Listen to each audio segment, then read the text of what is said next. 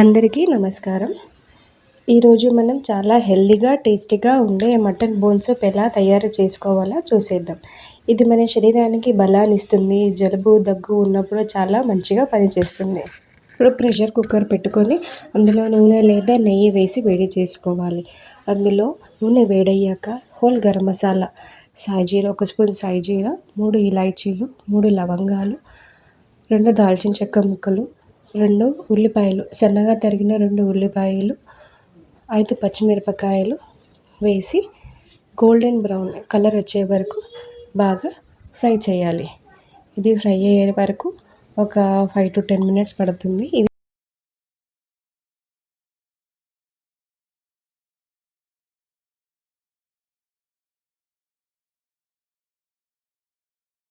ఇలా ఉల్లిపాయలు వేగాక అందులో సన్నగా కట్ చేసిన పుదీనాని వేసి వేపుకోవాలి. పుదీనా వేగిన తర్వాత 1 టేబుల్ స్పూన్ అంతా అల్లం వెల్లుల్లి పేస్ట్ని యాడ్ చేసుకోవాలి.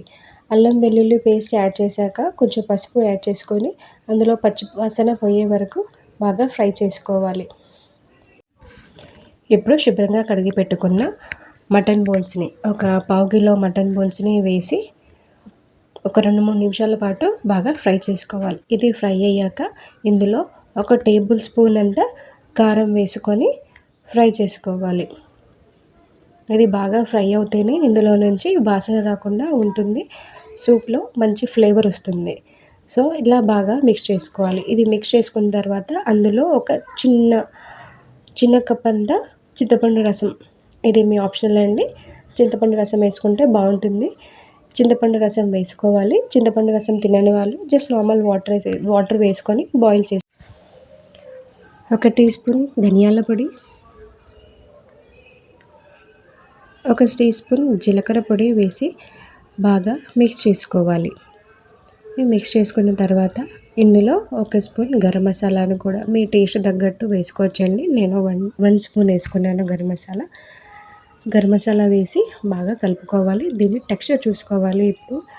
ఇప్పుడు ఇలా ఉంది కదా, ఇప్పుడు మీకు కావాల్సినంత వాటర్ వేసుకోవచ్చు. అంటే మీకు సూపు ఎంతవరకు కావాలి చూసుకొని దాని తగ్గట్టు వాటర్ వేసేసుకోవచ్చు. ఇప్పుడు ఇందులో నేను ఆల్రెడీ ఉల్లిపాయలు ఉడికేటప్పుడు ఒక టీ స్పూన్ అంత సాల్ట్ వేసుకున్నాను కదా, ఇప్పుడు 1 టీ స్పూన్ వేసుకున్నాను. సరిపడినన్ని వాటర్ వేసుకోవాలి. ఒక 2 కప్పులు వేసుకుంటే సరిపోతుంది. మీకు ఎంత కావాలో అంత వాటర్ వేసేసుకొని బాయిల్ చేసుకోవడమే. టెక్స్చర్ చూసుకోవాలి. ఇలా టెక్స్చర్ చూసుకున్న తర్వాత కొంచెం కొత్తిమీర వేసేసి మీడియం ఫ్లేమ్లో 5 to 6 విజిల్స్ వచ్చే వరకు దీన్ని విజిల్స్ పెట్టుకోవాలి. చూడండి ఇలా రెడీ అయిపోతుంది. దీన్ని మనము వడలతో కానీ, రైస్తో కానీ దేనితో అయినా తినొచ్చు. వడలతో చాలా బాగుంటుంది.